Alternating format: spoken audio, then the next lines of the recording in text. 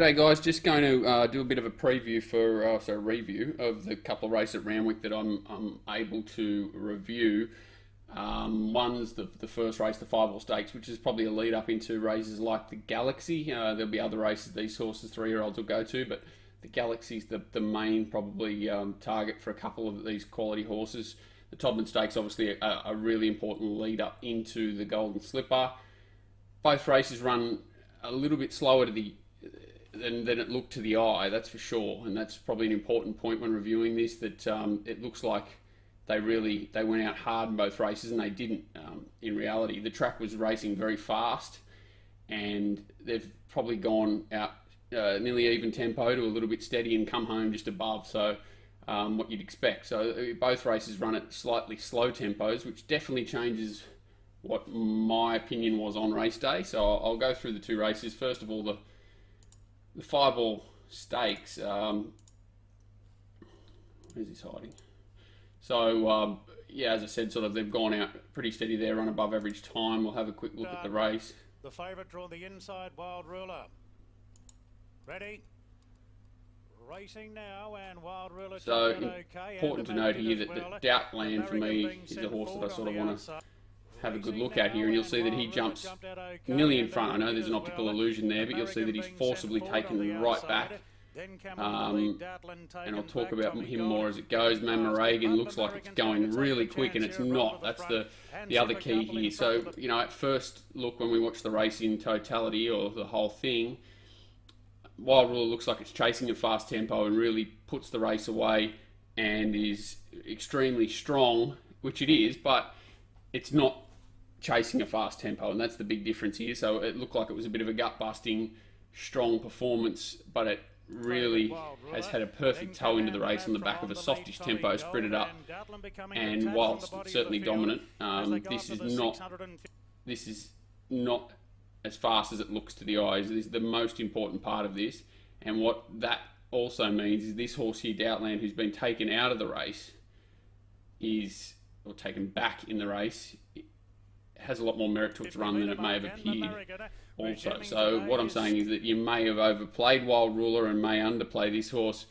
Reagan you may be forgiving of because of how fast it looks like it's going, but none of that's real. It's American 5 lengths clear to Wild Ruler, and really so when we watch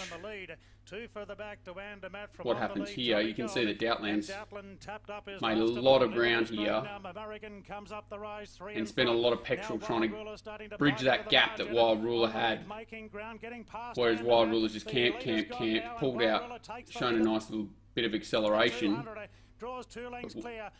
and this horse is spent by the time it's got there. On the lead's a very similar run to Doubtland, but it had the fitness on its side. So I'm going to say, watching this run, Andermatt was solid. Probably slightly disappointing, if anything, because it had a run as well, and you'd think it'd be suited by a sit sprint. I'm not saying Wild Ruler's run was poor by any stretch of the imagination. What I'm saying is it had every possible chance.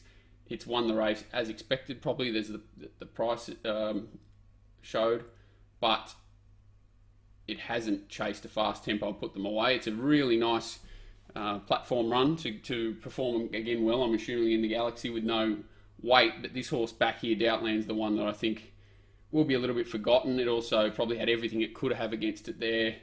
Wide draw, dry track, fast track. This horse has got good wet form, so this horse can improve significantly wherever it goes, I think.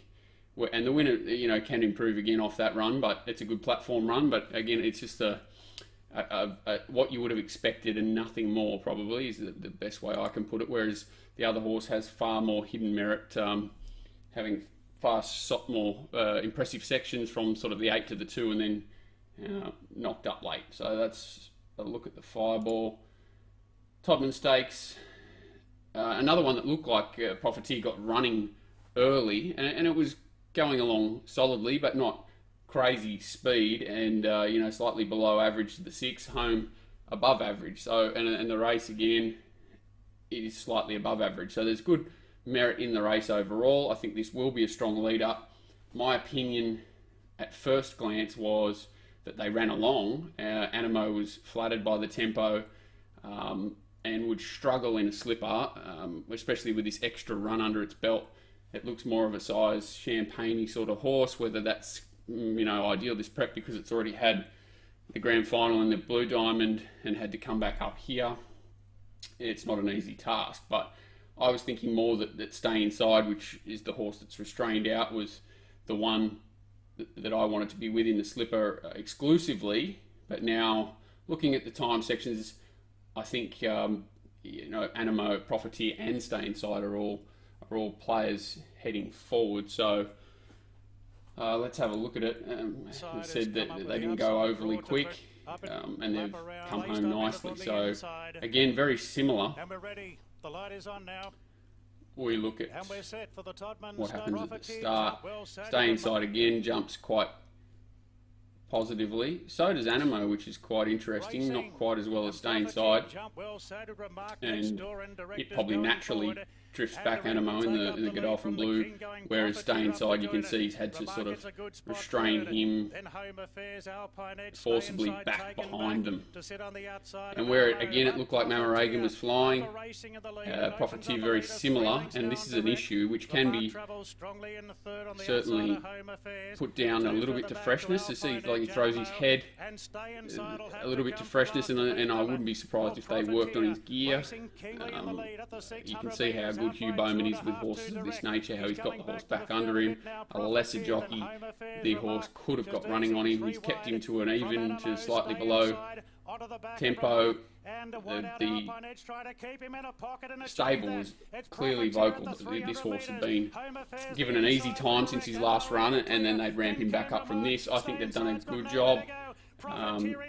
He paraded with a bit of improvement, which is surprising, which shows that he's a very good doing colt, meaning that he's can take pressure and he's not looking for the paddock like I personally thought he may have been. He's probably not my top pick still going to the slipper, but this run shows that he's got a bit more quality left in him, and he can go forward off this run. Why I sort of overlooked Animo, it's had every possible. It's got this beautiful run through. Stay Inside misses the run. Animo gets the run through, comes around one horse. You couldn't have dreamed that Remark moves out of the way. Animo gets the run through. So no hold up in momentum, no hold up in anything, but it has had to overcome a slowish tempo. If it draws a gate in a slipper, it's a horse that you would expect to be strong. James Cummings very good at keeping horses going. I'm a little bit concerned that it's a bridge too far with 2 grand finals, and that's a similar thing to Profiteer. But you can't deny this horse is strong through the line, and if it does draw a gate and gets a similar run, it's certainly going to be a player. Stay Inside, which you showed, he's strong enough late after missing. Here you can see he's certainly hampered. His momentum's totally destroyed here. He struggles to find clear running to show his turn of foot, and as I sort of said, they've run home above expectations here. They've run home in quick time, so it's very hard to pick up and sprint past horses that are obviously sprinting faster than expected anyway. So he's done a good job staying inside, and I think that's a perfect little clean out run for him in 2 weeks. He's nothing special to look at, but he's obviously a little bomb-proof 2-year-old, and if he gets a wet track, he's going to be frightening. Just talking about the Golden Slipper as well, Artorias obviously comes up from Melbourne, and he's the testing sort of material, as they say, when you see that he put horses like Animo away quite comfortably and strong through the line there. Stable's just incredible at grand finals. I'm sure they'll have him ticking over, and he looks like a nice clean-winded horse that can race well, very, very well fresh, and he'll give them a nice. What's he going to give them?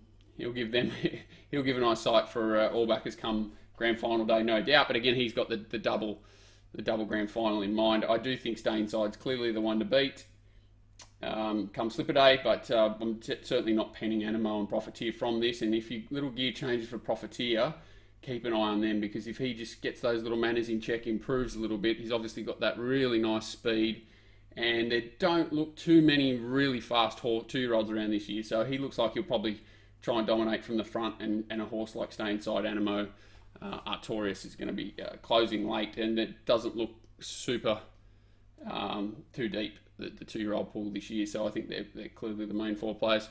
Hopefully that gives a little bit of insight to my thoughts on the 2 races from Saturday. Thanks, guys.